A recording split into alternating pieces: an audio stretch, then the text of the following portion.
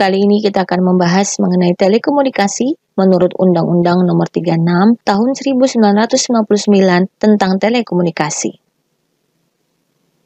Hadirnya globalisasi yang bersifat lintas batas mengakibatkan hubungan antar negara seakan tidak ada lagi sekat yang menghalanginya. Apalagi dengan lahirnya berbagai teknologi yang semakin mempermudah komunikasi lintas batas. Sebagai negara yang tergabung dalam komunitas masyarakat internasional, Indonesia tentu saja diharuskan untuk memenuhi kebutuhan regulasi di dalam negeri. Salah satunya adalah kebutuhan regulasi di bidang hukum telekomunikasi.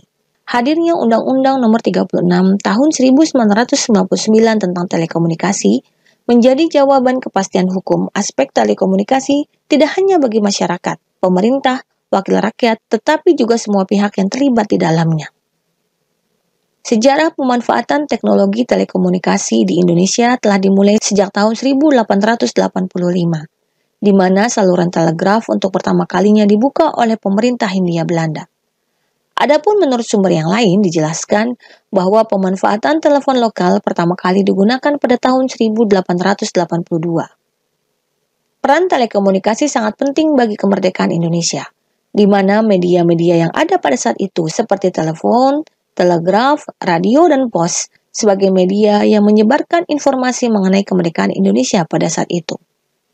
Sampai dengan awal tahun 1990-an, telekomunikasi dilaksanakan oleh Badan Penyelenggara Perumtel sebagai penyelenggaraan jaringan tetap lokal dan jarak jauh atau dikenal dengan SLJJ, dan PT Indosat untuk penyelenggaraan jaringan tetap sambungan internasional atau dikenal dengan SLI.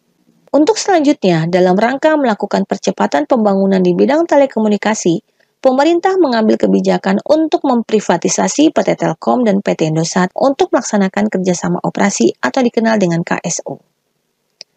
Lahirnya Undang-Undang Nomor 36 Tahun 1999 tentang telekomunikasi, di mana di dalamnya mengandung semangat kompetisi dan meninggalkan monopoli.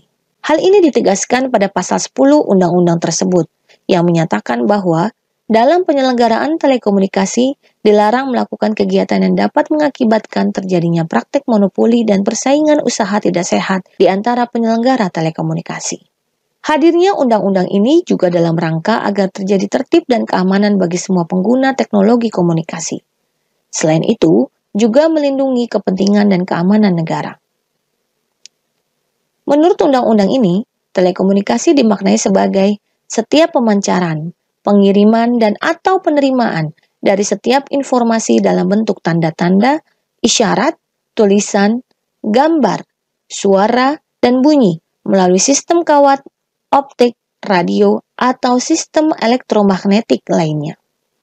Adapun asas dalam telekomunikasi diselenggarakan berdasarkan asas-asas sebagai berikut, yaitu asas manfaat, asas adil dan merata, asas kepastian hukum, asas keamanan, azas kemitraan, azas etika, dan azas kepercayaan pada diri sendiri. Sedangkan tujuan telekomunikasi menurut undang-undang ini diselenggarakan untuk mendukung persatuan dan kesatuan bangsa, meningkatkan kesejahteraan dan kemakmuran rakyat secara adil dan merata, mendukung kehidupan ekonomi dan kegiatan pemerintahan, serta meningkatkan hubungan antar bangsa. Telekomunikasi harus sepenuhnya dikuasai oleh negara, dan untuk selanjutnya pembinaannya dilakukan oleh pemerintah. Pembinaan telekomunikasi diarahkan dalam rangka meningkatkan penyelenggaraan telekomunikasi yang meliputi penetapan kebijakan, pengaturan, pengawasan, dan pengendalian.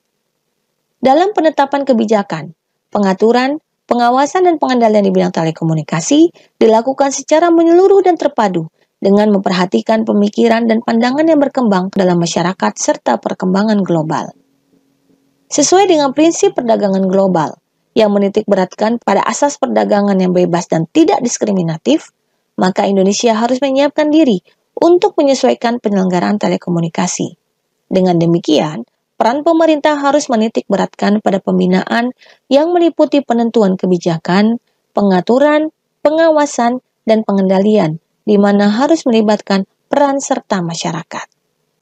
Peningkatan peran serta masyarakat dalam penyelenggaraan telekomunikasi diharapkan dapat mencegah terjadinya monopoli dan persaingan usaha tidak sehat.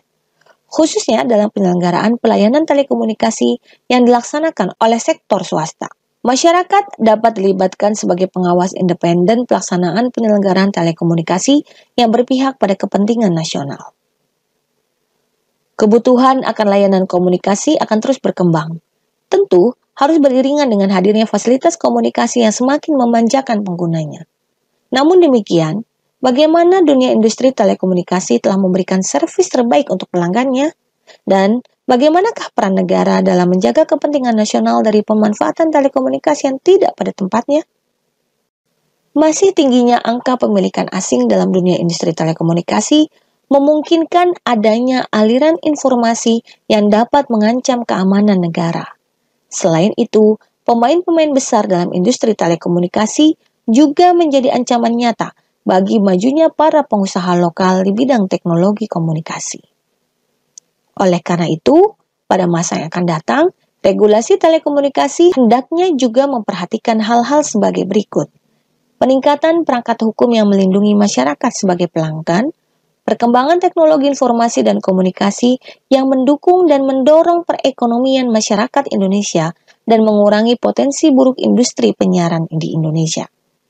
Kepentingan nasional dan kepentingan global yang bisa saja bertentangan sehingga membutuhkan peran nyata dari semua pihak dalam menjaga keamanan negara.